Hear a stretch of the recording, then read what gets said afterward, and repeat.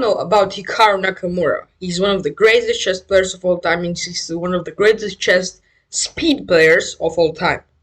In today's video, we're gonna see one of his many brilliant games that was played against Ruslan Ponomarev.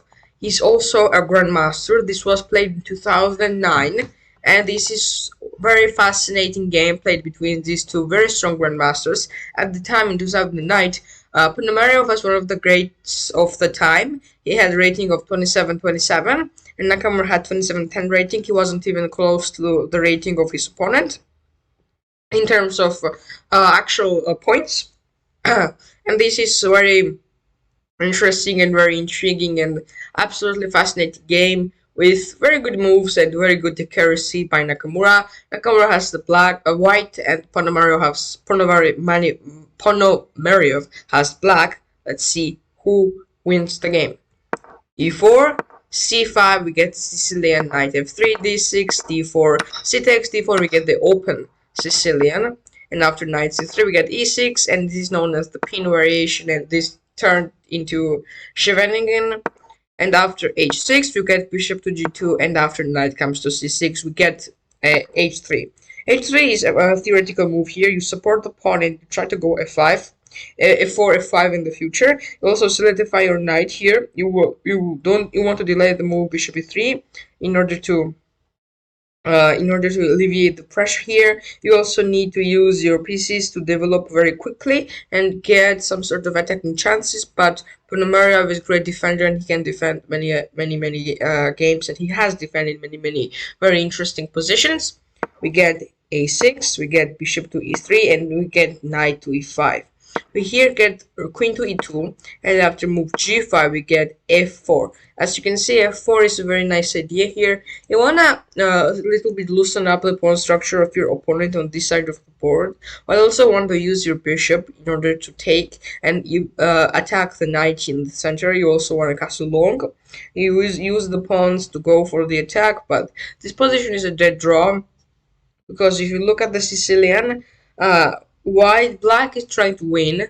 This is what many people play Sicilian. It's one of the most confrontational openings. It's very attacking, and usually black plays it to go risky and win. So Ponomarev chose this opening because he wanted to get some attacking possibilities. G takes f4, bishop takes f4, knight f d7, wrong castles, b5, queen f2, bishop b7, and after king b1 by Nakamura, queen b6. Ponomarev tries to build the pressure on this side of the board very slowly with his few queen b6, bishop b7, pawn b5, pawn on a6, rook on a8. Is absolutely using all of his pieces to go for the attack, and this can cause a threat to Nakamura. So because of this, he plays rook f1. He'll place rook hf1 in order to use his bishops to go for the pawn, which can be unguarded if you take the knight on e5. Also, you use your battery of your rook and the queen in order to get in front of king. So it's very interesting what Ponomarev plays in this position. Bishop e7, bishop to e3, which is an inaccuracy by Nakamura, queen c7, and now in this position bishop g5 is a very good move. Bishop coming to g5 would solve any of the blacks problems. Bishop g5 after that move, you get the tension between these two bishops, and no matter what you do, the bishop can be taken, and it's gonna be a very interesting game after that. But Ponomarev misses that move. He plays one mistake, and now Nakamura jumps with knight f3. He wants to trade off that knight and uses pieces to go and attack his position. Rook h7, bishop comes to d4, and after b5 we get knight a4. So Hikaru's options was to come back with knight e7, but that didn't do anything other than just trying to go for another route. Also, another option was to do nothing and just take here, which could have been interesting, but it would have led to some difficult stuff, and Hikaru just played knight d4, which is a great move. It holds the game. Knight c4, knight comes to d2 right now, and we get trade, and after b3 we get queen b5.